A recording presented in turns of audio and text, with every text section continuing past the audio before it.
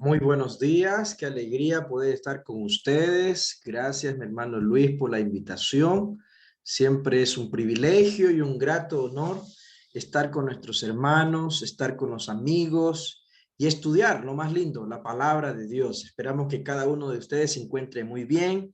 Saludamos con mucho cariño a cada uno de ustedes. Esperamos que también nos hayamos despertado muy bien, que estemos muy atentos, que podamos también abrir la palabra de Dios. Usted tiene que tener allí su Biblia a mano, por favor, allí su Biblia a la mano para que juntos podamos desarrollar la temática del día de hoy. Nosotros estamos hoy iniciando un estudio acerca del santuario. Creo que vamos a partir de lo más básico y cada uno de nosotros vamos a ir aprendiendo poco a poco lo que Dios nos tiene para cada uno de nosotros. Siempre enfocados en lo que Dios espera, en lo que Dios quiere para cada uno de nosotros. Siempre enfocados en aquellas preciosas verdades, en esas preciosas enseñanzas que Dios tiene para nosotros como sus hijos, ¿no? Como sus hijos.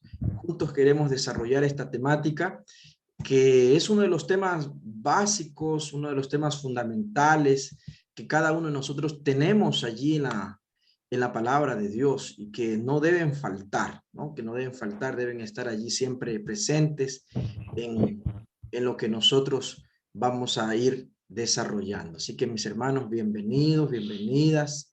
Sigamos juntos, ¿no? Sigamos juntos en el estudio de su palabra, no desmayemos, aprendamos, eh, oremos, pongamos todo siempre en las manos de Dios. Yo siempre digo, ¿no? Siempre digo, cuando tú pones en las manos de Dios todo, ¿sí? Cuando tú pones en las manos de Dios todo, pues asimismo Dios va a ayudarte y te va a bendecir en todo. Así es, Dios te va a ayudar y a bendecir en todo. Cuando cada uno de nosotros colocamos, ¿sí?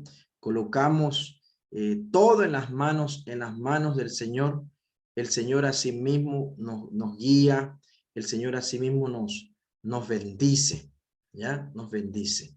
El tema del santuario es uno de los temas que cada uno de nosotros más debemos desarrollarlo y aprenderlo en este tiempo, en estos días. El tema del santuario no puede quedar a un lado.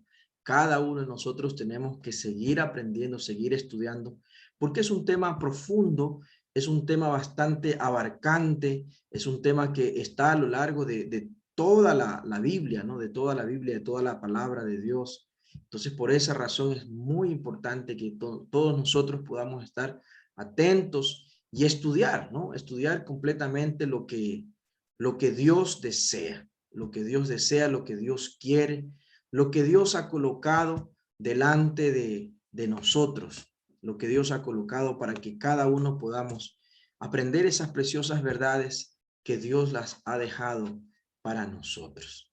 Así que mis hermanos queridos, no dejemos de estudiar, no dejemos tampoco de orar y vibramos todos los días con el estudio de la palabra de Dios. En lo personal, pues llevo ya más de un año madrugando, más de un año teniendo cultos todos los días a las 5 de la mañana. Y créanme que para mí ha sido una de las más grandes bendiciones madrugar a estudiar la palabra de Dios, madrugar a orar. Y eso ya se vuelve un hábito, ¿no? Se vuelve un hábito porque independientemente de dónde, en qué momento nos acostemos, siempre vamos a levantarnos temprano, siempre vamos a levantarnos temprano. Vamos a desarrollar este tema. Yo le he compartido a nuestro hermano Luis Ibarra el PDF para que cada uno de ustedes también pueda acompañar en este estudio, ¿sí? A nuestros hermanos del Distrito Dos Pinos que también están aquí con nosotros, también les hemos compartido para que puedan ir guiándose y acompañando este estudio acerca del santuario, ¿ya? Allí está más completo, ¿sí? Lo que yo voy a presentar acá es apenas un resumen, ¿sí? Pero ahí está un poco más completo, más ampliado, que les va a ayudar a ustedes, que les va a servir como una guía, ¿sí? Una guía en cuanto al estudio del santuario. ¿ya? Espero que en esta mañana puedan estar atentos y juntos estudiar la palabra de Dios. Sé que aquí hay un grupo diverso de todo el país, ¿no? De todo el país, de diferentes lugares, y qué lindo tener hermanos. Somos una sola familia y juntos sigamos estudiando, juntos sigamos desarrollando la palabra de Dios, y que todo lo que vamos a compartir esté anotado, registrado y sirva para crecimiento espiritual personal, y que también sirva para poder compartir estas preciosas verdades de la palabra de Dios. El santuario. Hoy día vamos a topar un poquito acerca de lo que significa esta revelación especial para nosotros, y también de cómo de aquí en adelante vamos a ir mirando la importancia de estudiar el tema, ¿sí? El tema del santuario. ¿Por qué es importante que nosotros podamos estudiar el tema del santuario? ¿Ya? Hoy vamos a hablar sobre eso, y cada mañana, cada día vamos a ir avanzando un poquito más.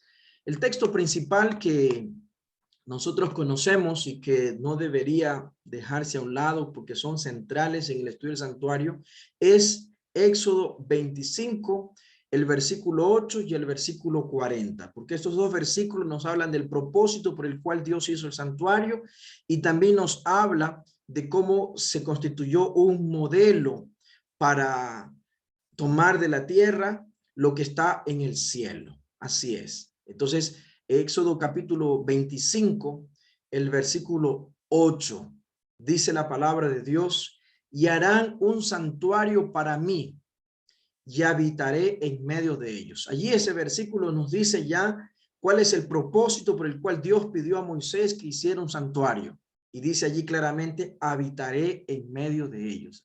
El plan de Dios era habitar en medio de su pueblo. Recordemos que todo viene de una cadena de separación. Por ejemplo, tenemos nosotros en el jardín del Edén, cuando Adán y Eva cometieron pecado, el pecado causa lo más triste en una relación: separa, aleja, separó, alejó a Adán y a Eva de Dios. Pero Dios los buscó: ¿dónde estás tú?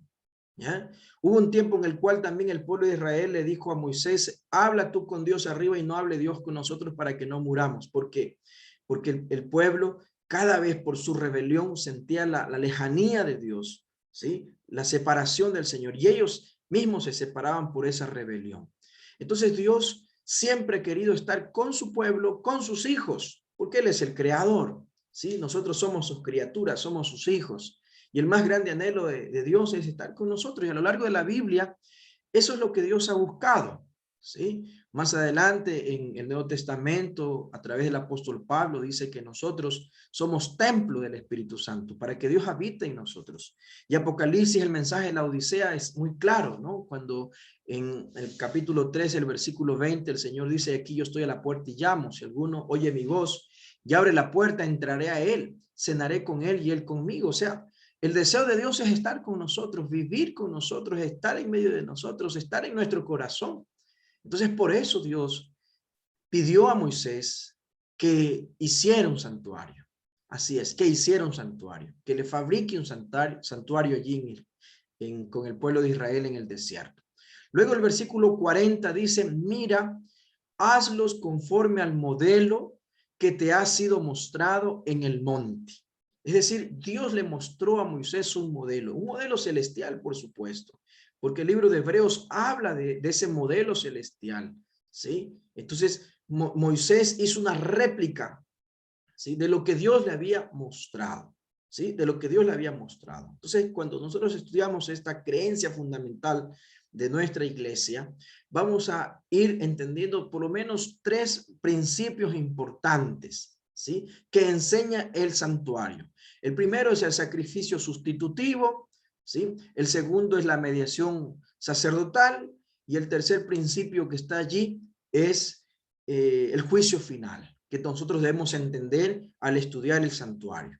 Esos 3 temas, o esos 3 principios, esas 3 bases, como queramos llamarle, se constituyen en lo más básico que debe quedar claro al estudiar el tema del santuario, ¿no? Sacrificio sustitutivo, mediación sacerdotal y también juicio final. Que de paso, esto lo encontramos hasta en el mismo Génesis.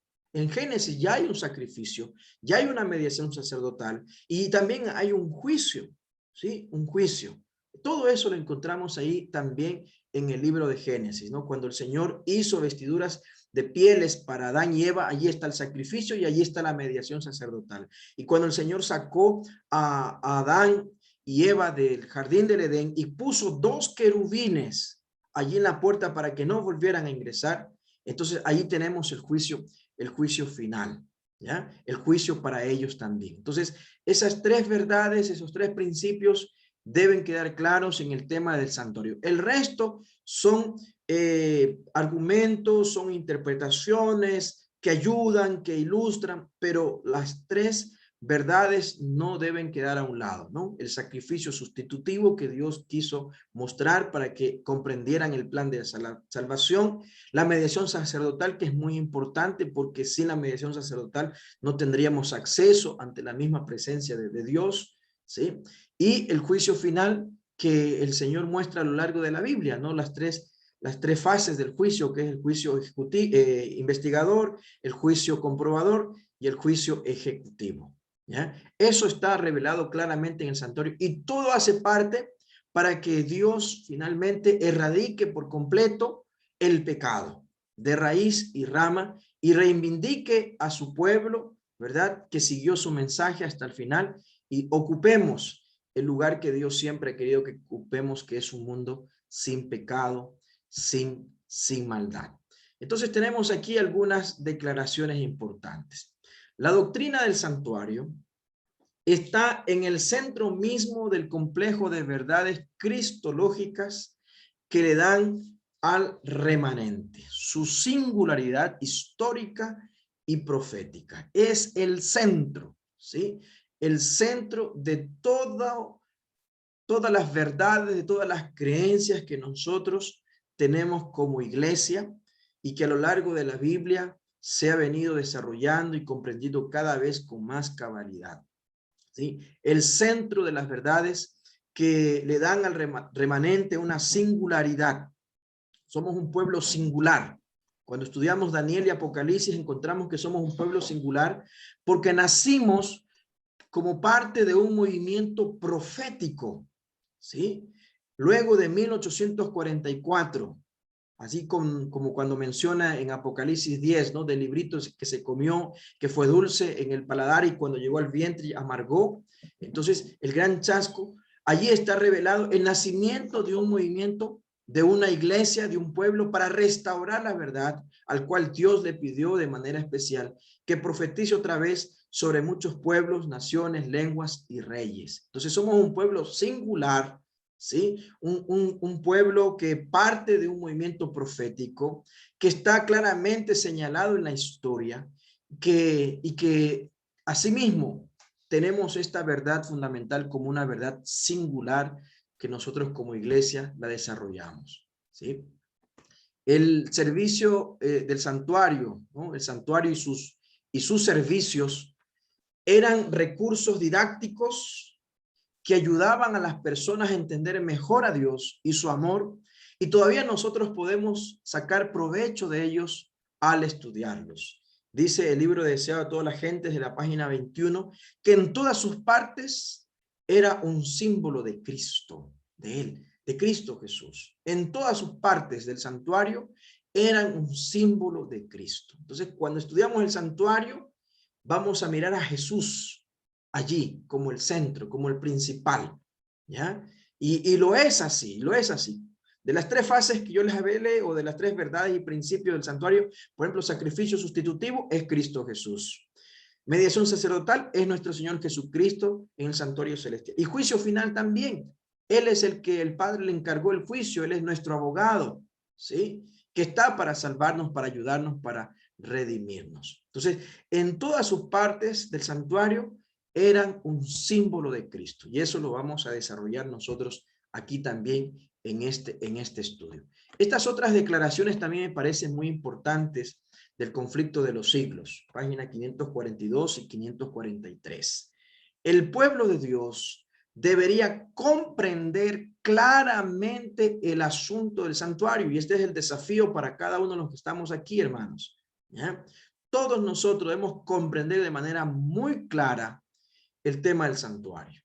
¿Sí? Debemos tenerlo claro y vamos a tratar de ser lo más específicos y claros posibles en este estudio. El santuario celestial es el centro mismo de la obra de Cristo en favor de los hombres, ¿sí? Porque muestra el plan de salvación de una manera mucho más completa, que no solamente nos ubica en la cruz del Calvario y lo que Cristo hizo por nosotros en la cruz, sino lo que Cristo Jesús está haciendo en el santuario celestial y va a seguir haciendo en favor de nosotros, en favor de su pueblo, ¿sí? De su pueblo. Entonces, allí tenemos el centro del santuario, ¿verdad? El centro es Cristo. En primeros escritos, Vuelta dice, es esencial que sepamos dónde está Jesús y qué está haciendo en su ministerio en el santuario celestial, para que no seamos engañados por Satanás. Entonces es esencial que todos los que estamos aquí sepamos dónde está Jesús y lo que Él está haciendo. Mismo que nos ayudará a vencer al enemigo que está con gran ira contra este remanente. Con este remanente el enemigo está con mucha ira, ¿sí? ¿Cuál es este remanente? Los que guardan los mandamientos de Dios y tienen la fe de Jesús. Este es el remanente del Señor. Y el enemigo está airado y está tratando de destruir tu hogar, tu matrimonio, está tratando de destruir tu vida espiritual. De muchas maneras está tratando el enemigo de destruirte, de destruir tu vida, que no estés con Dios, que no estés bien, que tu hogar se destruya, que tu matrimonio se acabe, que no haya armonía, ¿sí? Y entonces, cuando nosotros llegamos a comprender a cabalidad lo que Jesús está haciendo a nuestro favor, entonces tenemos el mejor aliado para vencer al enemigo. Como dijo el libro de Hebreos, ¿no? Acerquémonos confiadamente al trono de la gracia para hallar oportuno socorro. Nosotros tenemos una gran ayuda que no la estamos sacando de provecho, que no estamos, ¿verdad?, conscientes de ello, pero al estudiar el tema del santuario, sabemos lo que Jesús está haciendo en nuestro favor a cabalidad y vamos a ser victoriosos porque vamos a vencer al enemigo. Dios ordenó construir el santuario del desierto para dar a su pueblo una lección objetiva de las verdades espirituales y eternas. Así es, hay un propósito maravilloso detrás de esta orden de que el pueblo realizara un santuario, ¿sí? Para que comprendieran ellos de manera ilustrada, de manera objetiva. Recordemos que era un pueblo que era inculto, un pueblo que no estaba educado, un pueblo que por muchos años vivió la opresión, la esclavitud, la dureza, la rigidez de este Egipto opresor, ¿ya? Entonces, ese pueblo necesitaba comprender de la mejor manera, de la manera más ilustrada, lecciones objetivas de las verdades espirituales y eternas, ¿ya? Y eternas. Jehová, el Dios de los cielos, quien creó el universo y todo lo que hay en ellos, deseaba mejores cosas para su pueblo. Las lecciones aprendidas del santuario y sus servicios eran para cambiar el enfoque de sus vidas. Y hay dos palabras claves que se repiten constantemente cuando estudiamos el tema del santuario en lo que hizo Moisés en el desierto, ¿sí? Limpio y santo, para poder discernir entre lo santo y lo profano o lo profeso, y entre lo inmundo y lo limpio. Entonces, cada uno de nosotros debemos saber discernir para ubicarnos dentro de su santidad, ¿sí? Nosotros tenemos que ser santos porque Dios es santo. Y para eso es importante discernir entre lo bueno y lo malo. Discernir entre lo santo y lo profano, ¿sí? Y esto aplica para todo en nuestra vida. En todo lo que nosotros hacemos, podemos discernir qué es de Dios y qué no es de Dios. ¿Cuál es el plan de Dios y cuál no es el plan humano? ¿Y cuál es el plan humano? ¿Cuál es la voluntad de Dios y cuál es la voluntad del hombre? ¿Sí? Entonces, cuando aprendemos acerca del santuario, el Señor busca que podamos discernir entre lo sagrado y también entre lo profano. El santuario del desierto fue el recinto sagrado donde Dios moraba en medio de su pueblo. pero obviamente esto es un símbolo de una verdad superior. ¿Por qué? Antes que en los templos materiales hechos por el hombre, Dios quiere morar en el templo del alma, es decir, en el corazón, para llenarla con la gloria del Espíritu Santo, quien es el representante de Jesucristo, porque es Cristo en nosotros la esperanza de gloria. Vamos a leer estos 3 versículos que están allí. Voy a pedir la colaboración de ustedes. Hechos capítulo 17, versículo 24. 1 Corintios 3, 16 y 17. Y también vamos a leer Colosenses capítulo 1, el versículo 27. Amén. Dice la palabra de Dios en Hechos 17, 24. El Dios que hizo el mundo y todo lo que hay en él, que es Señor del cielo y de la tierra, no habita en templos hechos por manos humanas. Amén. Amén, claro, clara verdad. Gracias, mi hermana. El Señor, Dios de los cielos, la verdad, aquel que es por sobre todas las cosas, aquel más excelso de todo el universo. Él dice, no habita en templos hechos de manos humanas. Listo, 1 Corintios 3, 16 y 17. La palabra de Dios dice, ¿acaso no sabéis que sois templo de Dios y que el Espíritu de Dios está en vosotros? Si alguno destruye el templo de Dios, Dios lo destruirá a él, porque el templo de Dios, el cual sois vosotros, santo es. Amén. Y lo más maravilloso, Dios habitar en nosotros, en medio nuestro. Por eso cuidamos nuestro cuerpo con un mejor estilo de vida. Tenemos una reforma pro salud que tiene que ser hoy en día más puesto en práctica, ¿no? Y los 8 remedios naturales, no solamente uno, los 8, donde hay buen descanso, tomar agua, etcétera, ¿no? Porque nuestro cuerpo es templo del Espíritu Santo y Dios puede habitar en nosotros. Colosenses capítulo 1, versículo 27, ¿qué dice? La palabra del Señor dice, Colosenses 1:27, a quienes Dios quiso dar a conocer las riquezas de la gloria de este ministerio entre los gentiles, que es Cristo en vosotros, la esperanza de gloria. Amén. Amén. Gracias, mi hermano. Un texto muy importante este, ¿no? Porque si se lo analiza a la luz del griego original, nos habla de la gloria de Dios, ¿sí? Cristo en vosotros la esperanza de gloria. Y acuérdense, Apocalipsis 18:1 dice que la tierra será alumbrada con su gloria, es decir, no con la venida de Jesús todavía, sino que su pueblo va a reproducir su carácter.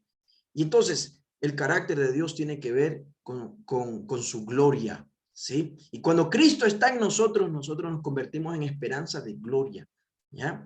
Y esa conexión es maravillosa que nosotros podamos realizarlo, ¿no? Cristo en nosotros, esperanza de gloria.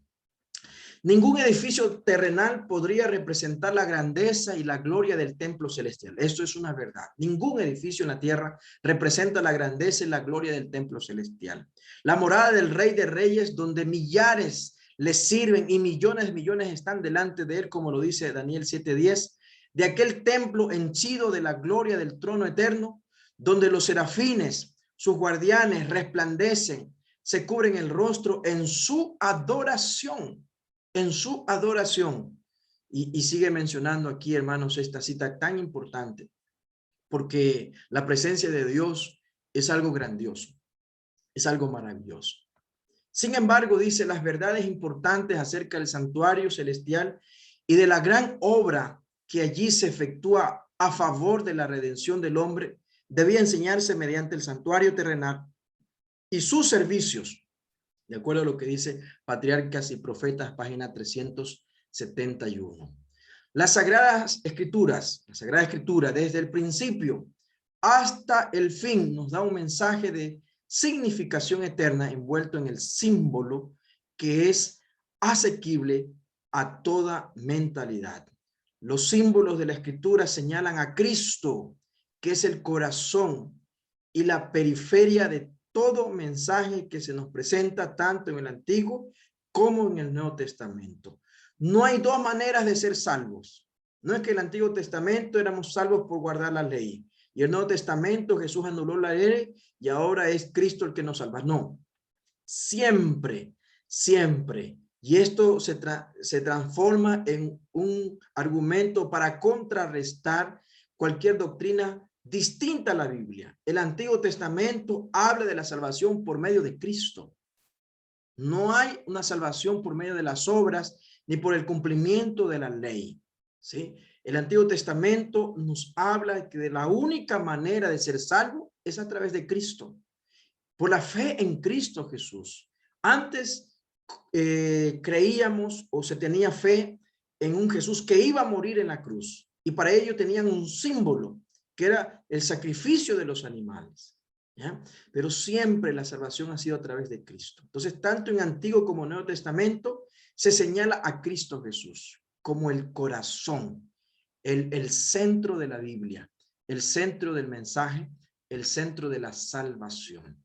Entonces, volviendo al texto de Éxodo 25:8, dice que el gran yo soy, dice, habitaré en medio de ellos. Allí contiene ese vocablo, cuando habla de habitar en medio de ellos, viene del verbo o la palabra hebrea, shakán, que significa morar, ¿sí? Morar, ¿sí? Y también dice tabernacular, es decir, colocar un tabernáculo, colocar una tienda para ser nuestro vecino. Esa es la connotación de este mensaje que está en esta palabra shakán, ¿no? Morar, tabernacular, ¿sí? Es decir, poner un tabernáculo, poner una tienda junto a su pueblo, junto a su iglesia. Entonces tiene una connotación aún más profunda, ya que nos comunica la idea de que ese habitar es el de un vecino, alguien que quiere estar cerca y gozar de nuestra amistad. Ese es el plan de Dios, ese es el objetivo de Dios en todo momento y hasta el final. Cuando nosotros leemos el libro de Génesis, vemos la separación de Dios con el hombre a causa del pecado. Y cuando leemos Apocalipsis 21, cuando dice Dios habitará con ellos como su Dios, vemos que ese es el plan de Dios, el objetivo del Señor. Habitar, ¿sí? Junto a nosotros, ser nuestro vecino. Como dijo Jesús en San Juan 14, 1 al 3, dijo él, para que donde yo esté, vosotros también estéis. Entonces, cuando se hizo el santuario terrenal, Dios quiso que tenga una tienda, un tabernáculo, para ser el vecino del pueblo de Israel, ¿sí? Y eso es maravilloso, porque Dios quiere estar siempre cerca de sus hijos, cerca de su pueblo, cerca de su iglesia, cerca de cada uno de nosotros, ¿ya? Entonces, la palabra hebrea shakán, habitar, se relaciona con otro vocablo hebreo que es la Shekinah, lo que se manifestaba allí en el arca del pacto, allí sobre el propiciatorio, ¿no? La Shekinah, que era una manifestación de la presencia de Dios. Entonces, este Shekinah solo se usa para expresar la cercanía solemne de la presencia de Dios entre su pueblo, ¿sí? Entre su pueblo. Entonces, esta grandeza debía ser bien considerada. El plan de Dios era habitar junto a su pueblo, ser el vecino, y que de manera visible todos podrían considerar que quien estaba a su lado, quien estaba con ellos, quien nos guiaba, quien les anunciaba el momento de salir, quien les anunciaba por dónde ir, por qué camino tomar, quien les decía cuándo detenerse, era Dios, a través de la Shekinah, a través de esta maravillosa experiencia del santuario donde Dios se detenía, donde la columna de nube, la columna de fuego guiaba y manifestaba su presencia constantemente allí para su pueblo. Cuando muchas veces Moisés le decía, Señor, si tu presencia no ha de ir conmigo, no nos saques de aquí. Señor, muéstrame tu gloria, decía Moisés. Moisés también decía, Señor, si tú no vas a estar conmigo, no nos saques de aquí, muéstranos el camino. Y entonces por eso es importante la Shekinah, la presencia de Dios con su pueblo. Y ojalá cada uno de nosotros podamos hacer de esto un hábito diario. Sin la presencia de Dios a ningún lugar. porque ese es el plan del Señor. Entonces, esta idea original expresada en la palabra Shekinah nace del Antiguo Testamento, pero se amplifica grandemente en el Nuevo Testamento. Leamos, por favor, San Juan capítulo 1, el versículo 14. ¿Ya? Allí también está la palabra Shekinah, pero ahora en griego, ¿sí? ¿Qué dice allí en San Juan capítulo 1, versículo 14? Voy a pedir que alguien... Amén. ¿A alguien? Sí, tú. Yo. La palabra de Dios dice, y aquel verbo fue hecho carne y habitó entre nosotros, y vimos su gloria, gloria como el unigénito del Padre, lleno de gracia y de verdad. Amén.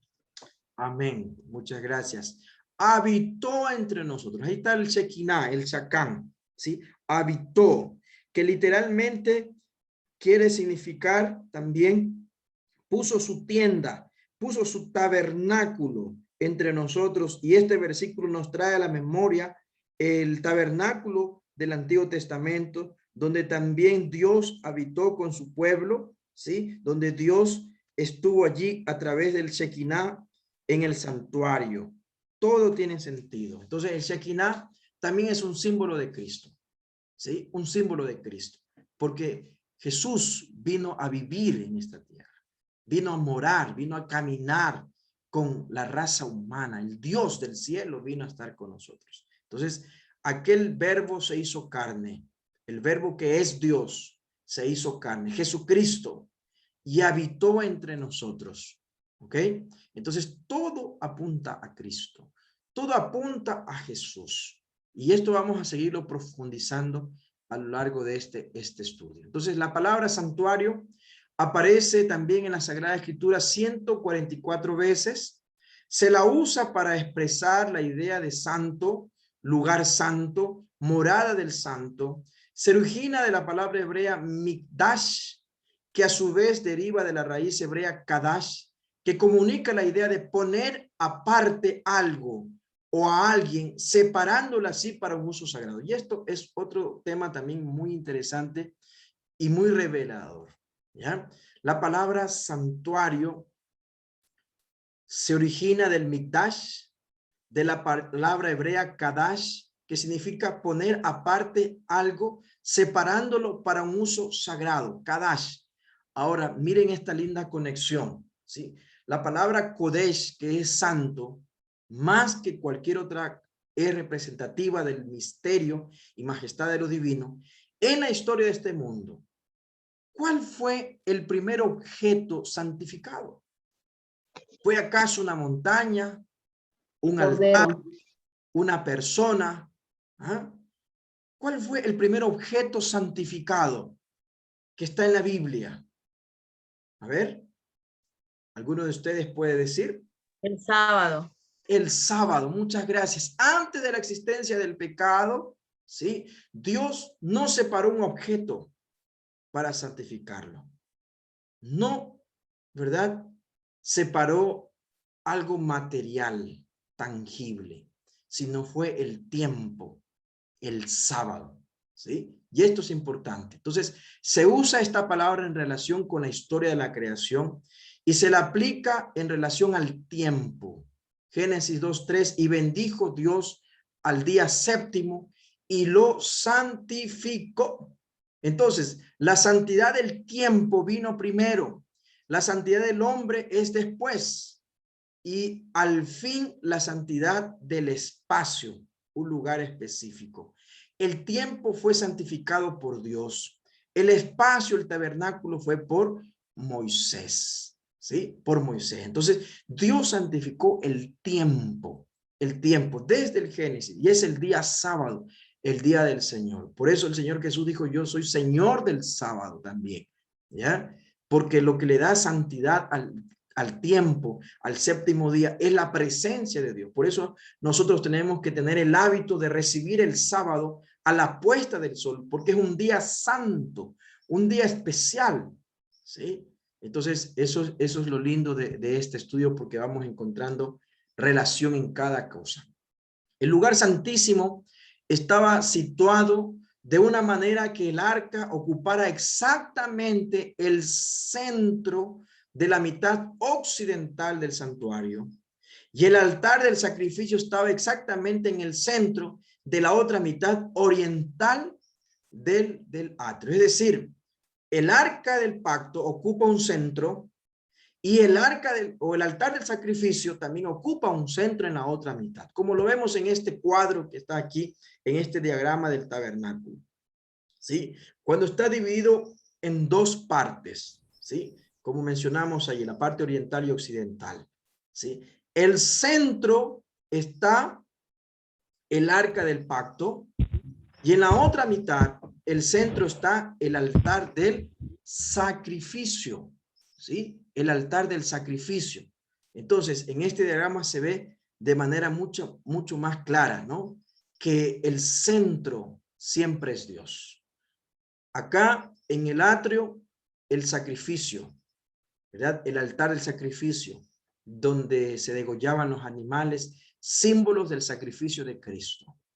Y en la parte del tabernáculo tenemos vuelta el arca del pacto, donde se manifestaba el Shekinah, la presencia de Dios, ¿sí? Lo más visible de Dios, su gloria manifestada para que el pueblo de Israel estuviera consciente de que Dios estaba junto a ellos, ¿no? Por eso el Señor Jesús dijo, hará un santuario y yo habitaré en medio. Entonces, aún en esta diagramación se ve que el centro es Dios, ¿ya? En sacrificio y en su presencia. Las escrituras contestan con claridad a la pregunta, ¿qué es el santuario? La palabra santuario, tal cual la usa la Biblia, se refiere en primer lugar al tabernáculo que construyó Moisés como figura o imagen de las cosas celestiales, y en segundo lugar al verdadero tabernáculo en el cielo, hacia el cual señala el santuario terrenal. Entonces, santuario terrenal y santuario celestial nos ubica al que hizo Moisés y al que Dios tiene en el cielo y que le mostró a Moisés para que hiciera una réplica. Entonces, aquí tenemos también esto. El tabernáculo era el centro en torno del cual acampaban las tribus de Israel. Hay un orden y una exactitud en esto, ¿sí? Todo el pueblo de Israel estaba alrededor.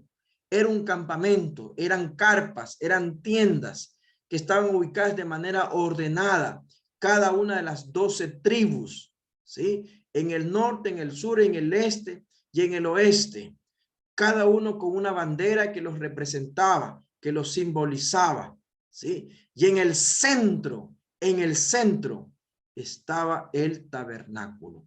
En el centro estaba la presencia de Dios. Todos a su alrededor y Dios en el centro, ¿sí? Dios en el centro.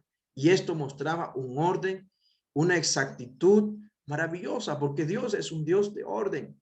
Y el Señor busca que nosotros lo pongamos a Él siempre en primer lugar y siempre sea el centro de todo lo que hacemos, lo que queremos hacer. Y esto debe ser un estilo de vida para nosotros, ¿ya?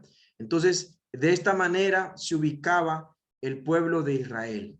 A 1 kilómetro de distancia del tabernáculo estaban todas las tiendas, todas las carpas, en el orden establecido por Dios, porque Dios es un Dios de orden, ¿sí? Dios es un Dios de orden, y eso nos debe motivar a nosotros a ser siempre ordenados en todas las cosas, ¿sí? En nuestra casa, ser ordenados, todo en su lugar, la iglesia, el templo, las cosas que hacemos, todo tiene que ser con orden, ¿sí? Procurar, porque la orden es la primera ley del cielo, ¿sí? Y Dios lo puso aquí a través del santuario este orden. Aarón, Moisés y los sacerdotes, ellos iban primero, por supuesto, con el arca sagrada de Dios.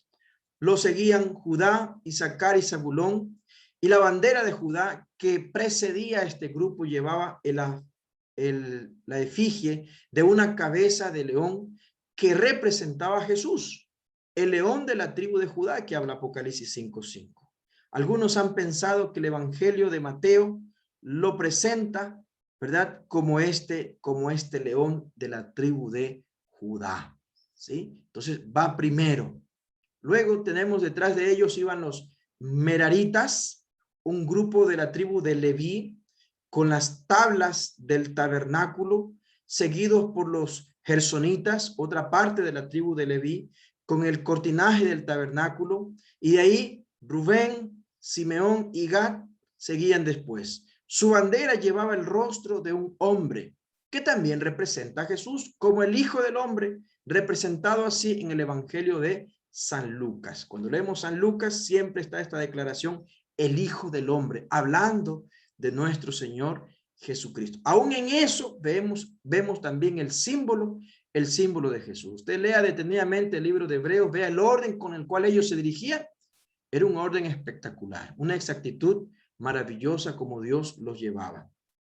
Los coatitas, otro grupo de la tribu de Leví, con los muebles del santuario, con excepción del arca, seguían a este grupo y detrás de ellos iban las tribus de Efraín, Manasés y Benjamín.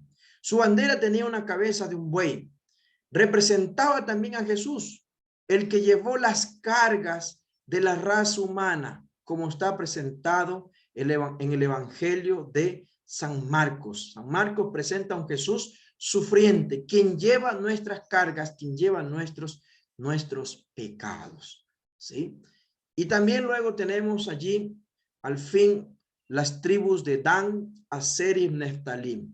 Su bandera tenía la figura de un águila, que representaba a Jesús como el ser omnipresente y omnisapiente, según está presentado también en el Evangelio de San Juan. Entonces, esto está presentado también en la Biblia y esta conexión nos da a nosotros esa maravillosa idea de que Dios es el centro y que Dios va al frente de nosotros. Por eso antes de salir de casa debemos orar para que Dios esté con nosotros, que Él vaya delante de nosotros, mucho más en este tiempo que es un tiempo bastante peligroso.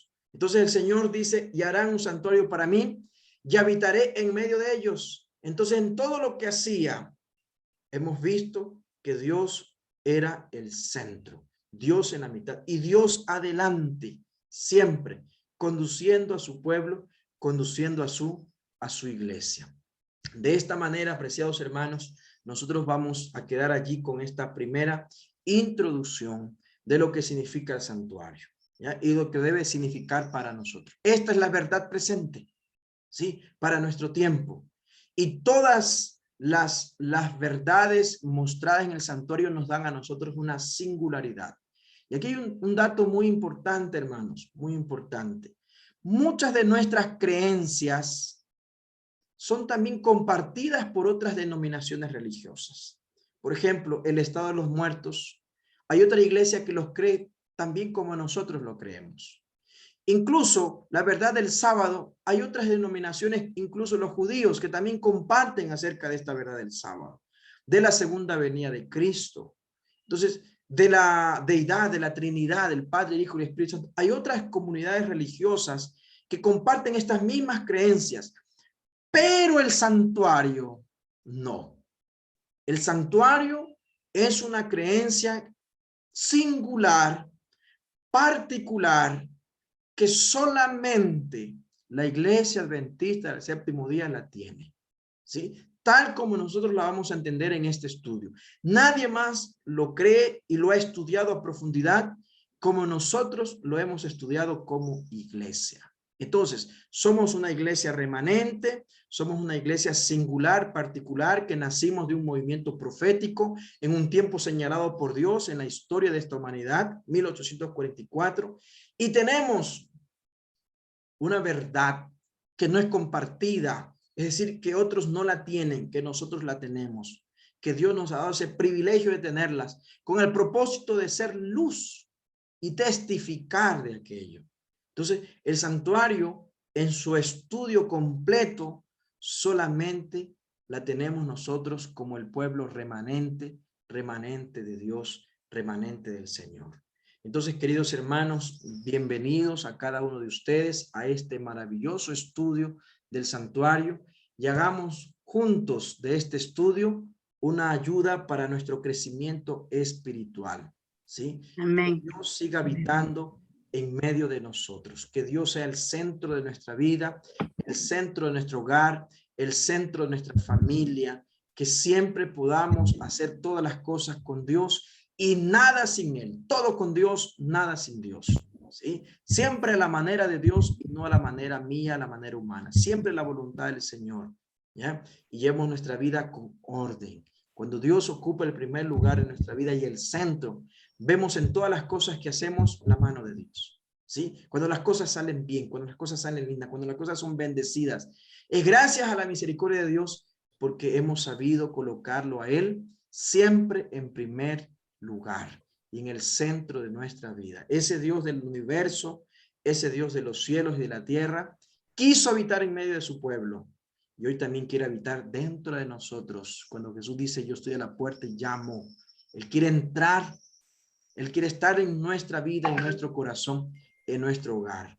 No lo dejemos fuera, ¿ya? Y luego cuando Cristo Jesús venga en las nubes de los cielos, dice que se va a cumplir esta promesa para que donde yo esté, vosotros también estéis. Y quiero terminar leyendo Apocalipsis capítulo 21, el versículo 1 y 2 y 3. Dice así la palabra de Dios. Entonces vi un cielo nuevo y una tierra nueva, porque el primer cielo y la primera tierra habían pasado y el mar ya no existía más.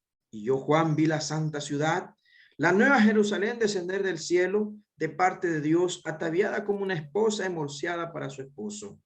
Y oí una gran voz del cielo que decía, el tabernáculo, aquí está el santuario, el tabernáculo de Dios está ahora con los hombres. Él morará con ellos y ellos serán su pueblo.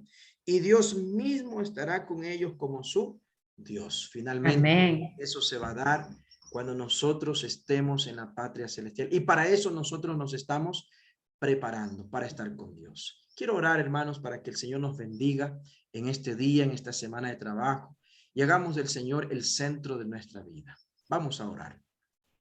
Padre querido, te damos gracias por tu palabra, gracias por esta linda oportunidad de estudiarla, de poder profundizar el tema del santuario con nuestros hermanos, que cada una de las lecciones, Señor, aprendidas, sean puestas en práctica. Y hoy, Señor, como hemos visto, que tú seas el centro de nuestra vida, el centro de cada matrimonio, de cada familia aquí representada, Señor, que tú ocupes el primer lugar y el centro de nuestra vida.